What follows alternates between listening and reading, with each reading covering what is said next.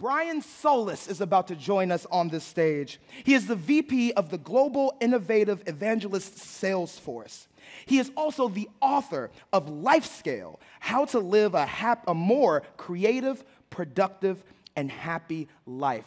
And also, after this session, you can find Brian at the ABC Bookstore, Booth 17, where he will be signing copies of his book. He's an international digital pioneer, but his latest book is about more of a personal journey within yourself. So if there's one person who knows how to do personal growth, it's someone who's been looking at computer screens for the past few years. Ladies and gentlemen, without any further ado, please give it up for Brian Solis!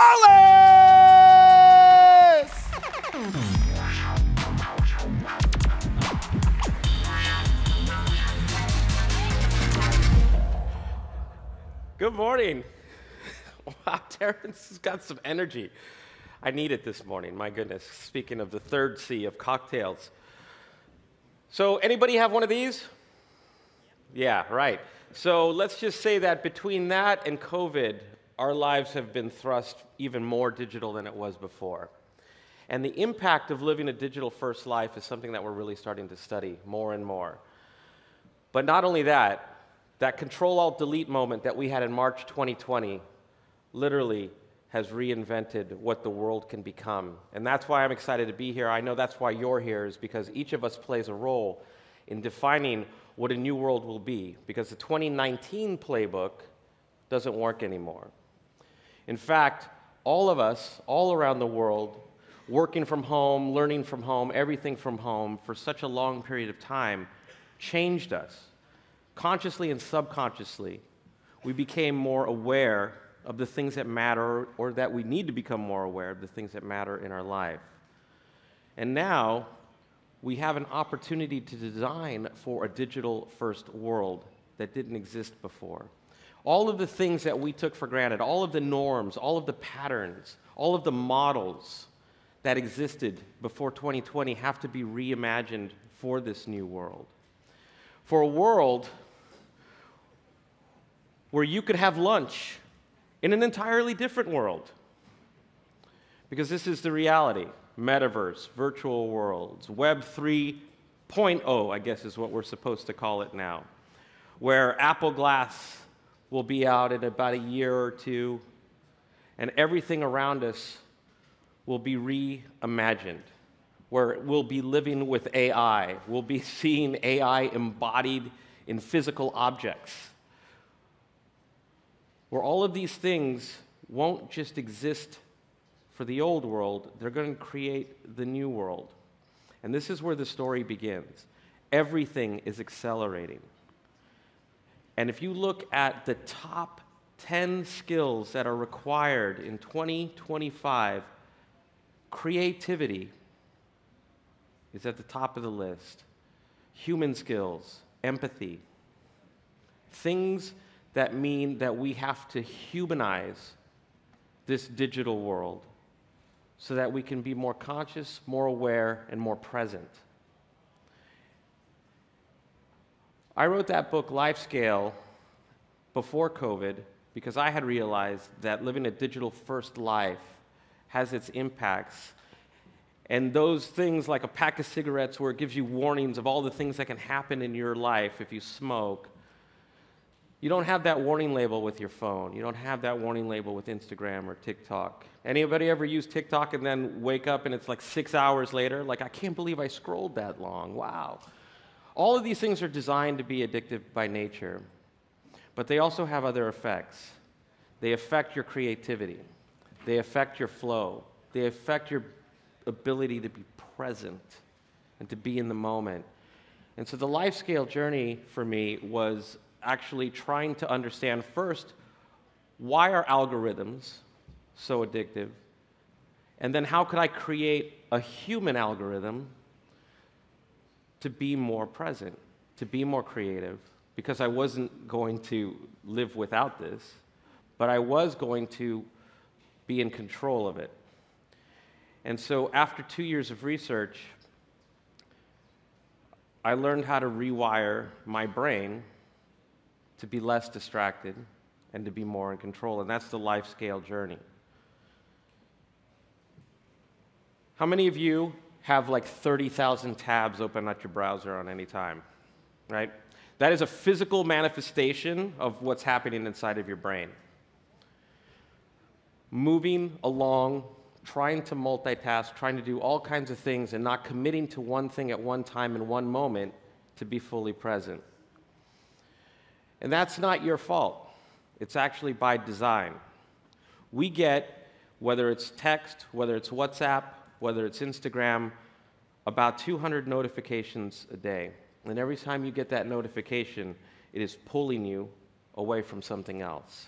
And we're being conditioned and trained, literally rewired, to be pulled in any direction. And the more that you allow yourself to be pulled in any direction, the more you're pulled in many directions. Every time you're pulled in a direction, let's say you're focusing, if you're coding, if you're designing, every time you're pulled in a new direction, it takes you 23 minutes to get back into the zone.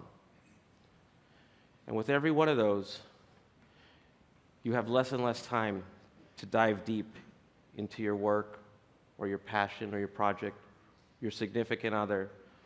And that's how we build up over time this muscle to be more and more distracted. Even though we call it multitasking, it's actually task switching. And every time you shift that task, you're using up chemicals in your brain. You're using up brain fuel to go from task to task to task, and you use it up. It's not infinite. And that's why things like, you'll hear from Arianna Huffington, that sleep is so important, because that's where you recharge and you start it all over again the next day. But after years of research, it's starting to finally show that the more that you're not present, the more that you give yourself to all of these distractions, there are negative health effects. It actually lowers your IQ. It's actually damaging your brain. It actually makes you have less long-term memory. And so why do I say that? Why does it matter? Why can't I just multitask? I don't know about you, but I'd rather be in control rather than engineered to use apps in a way because they're addictive or because of an algorithm. I want to create my own algorithm. And I want to be in control of the things that I do to be more present for the people that matter in my world. And what it took for me was to realize that I had to start by reinventing my days, rethinking my time. And the source of that was creativity. The World Economic Forum isn't calling creativity one of the top skills in the future for no reason. It's actually because what we need is new ideas.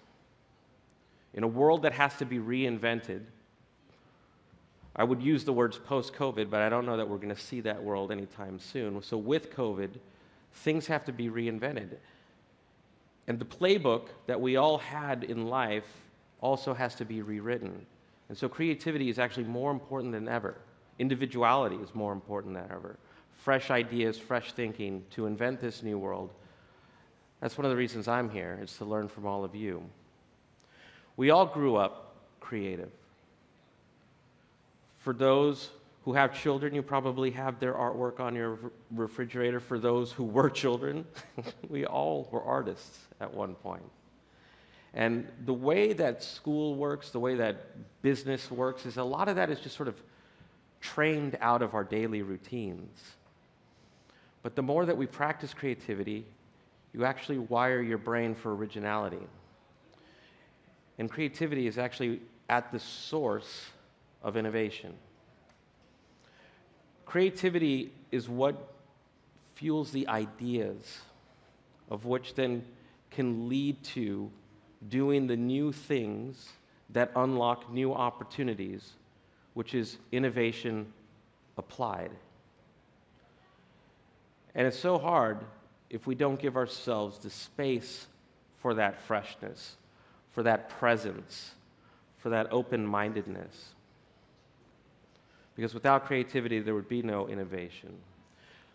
But many of us, when we think about creativity, we think about it as this ability to be artistic. When in fact, creativity at its core is just simply the ability to perceive the new world in new ways, to find patterns and connections that seemingly might not make sense, but that suddenly do make sense because you allowed it inside. And with that, you can imagine new opportunities and new solutions, and that's the heart of innovation.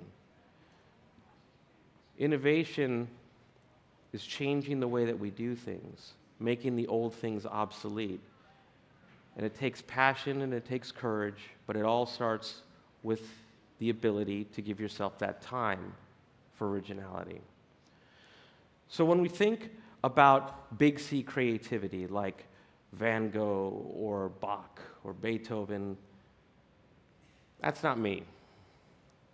I'm more of the little c creativity guy. Experimenting with things on a daily basis, allowing myself 20 minutes a day to practice anything, like I'm right-handed, so I'll see if I can practice writing left-handed. Whatever it is, there are little c exercises that you can do every day, and those little c exercises literally rewire your brain to be more present, as long as you're not reaching for your phone every few seconds. And that artist that was in all of us as a child is actually what allows you to be more open, to perceive new things, and to find those patterns. And creativity, it turns out, has a lot of benefits. Little c creativity. It boosts your IQ. It's the fountain of youth, actually. There are experiments in care homes where people who are older or people who are stricken with disease who need care are learning to sing or learning to dance. And it doesn't have to be the best singing or the best dancing, but they find that it actually helps them live a healthier lifestyle. The most important thing about creativity is that it makes you a little bit more vulnerable. And with that vulnerability means that you can help give yourself the gift of empathy. And empathy is actually one of the most important things on that list as well of what's needed as a top skill for the future. Empathy is the ability to understand the feelings of another. Not like sympathy. It is you putting yourself in another person's position to then find a way to not only feel, but maybe help or create or ideate. Sir Ken Robinson is a hero of mine, recently passed away. But I want to share this quote with you because this is what we're doing, not only in education and work, but actually for ourselves when we give into every single distraction, when we follow people who are living their best life and we make ourselves feel inferior to that, where we measure things like likes and followers and we get consumed by those things. They're all, in their own way, keeping us from becoming our best selves. NASA recently conducted a survey, a study of people where if they helped employees practice little c creativity every single day, could you become more creative? Or is it just something you're born with? And it turns out that you can learn to be more creative, and that the linear way of thinking or all of the bad habits that we have can also be unlearned. So it's possible. And all of that starts with a vision, not of where you are, but of where you want to go. And charting that course toward that path and doing the things every single day that move you along that path. So ask yourself, how do you measure success? Do we measure success based on the things that people tell us in life that are important, or do you measure success based on what's important to you? Have you given yourself the time and the space to ask yourself what's important to you, and then change your daily routines to move toward that trajectory. One of the things that I was going through during COVID was looking at who I had become during the pandemic. What bad habits had I created? Certainly one of those was eating more than I should, and I'm surprised this jacket still fits. But in reality, having that sort of self-assessment and being truthful with yourself, honest with yourself, allows you then to see where you are and where you want to go, giving yourself the ability to say, I'm not where I thought I would be, or I'm not where I want to be, so what are the things that I need to do to get there? What are the things that are most important in life, and how am I structuring my days to move towards what is most important in my life? I had realized that every single day I thought I was doing the things that were moving me toward my goals, but I realized as I started to track my days, I wasn't. I also started to track every single time I reached for my phone. I started to track every single time I wanted to be distracted, or how much time I wanted to spend on mindlessly scrolling on things. You know, it added up to a lot of time, to the point where I couldn't even actually believe it. So measuring those things helped me sort of have this Control-Alt-Delete moment for myself. It helped me realize where I need to spend my time and why, and then literally scheduling out on a daily basis not only the things that I had to do, but not getting caught up in only doing the things that I had to do to keep up with the day, but to get forward, moving toward that trajectory. And then the other thing that I realized was that I needed to surround myself with people who were going to help me be my best self, not other people who were sort of enabling the distractions. I sort of call it this personal board of directors, where I was very careful about evaluating those people in my life. Not that there was anything wrong with it, but needing to intentionally not only spend my time in a certain direction, but spend my time with people who lift me up, and people whom I can lift up as well. One of the things that I learned, so I called it a focus sprint or a focus hack, was to use the Pomodoro clock, the little tomato timer, for 25 minutes, and be intentional with that 25 minutes of how I was going to spend my time on a project, phone off, water in hand. I already went to the bathroom, give myself to 25 minutes completely. And the first time I tried that, in 3 minutes, I reached for my phone. I didn't even think about it. It just happened. It's like muscle memory. So the more I practiced that 25 minutes, the more present I could become with whatever it was I was focusing on, whether it was work, whether it was toward my goal, whether it was creativity, whatever it was. And that's when I realized that 25 minutes was all I needed to start to build the muscle, to build the skill, to dedicate myself not just to a project, but to the people I was with, to be more present. And I learned when you're more present, that's when you can actually start to see things that you couldn't have seen otherwise.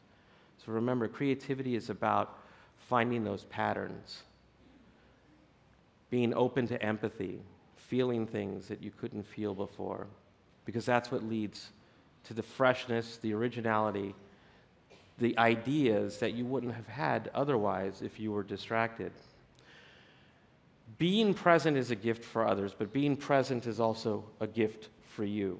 And being purposeful with the things that you do, the vision that you unlock as a result of being present for yourself, is going to change your trajectory of where you're going. What you do next will be different. And that is actually what it means to live your best life, to be a more creative and present you. What I'm going to share with you for the next 8 minutes is a video that reminds each and every one of us about the importance of making time for creativity, the importance of being present for yourself and for others, and have that change when you leave this room, have that change what you do differently starting today. It's called Like, and it's a video that inspired me to write the book LifeSCALE. So let's go ahead and roll the video.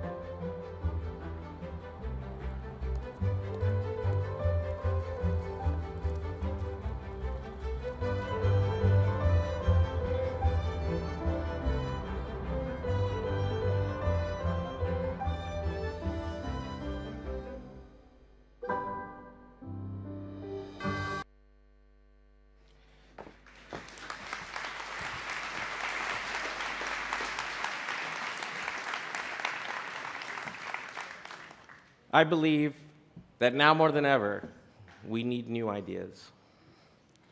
And I believe that tomorrow's leaders are in this room right now. Don't let society or algorithms strip away your color. Thank you. Go be your best selves.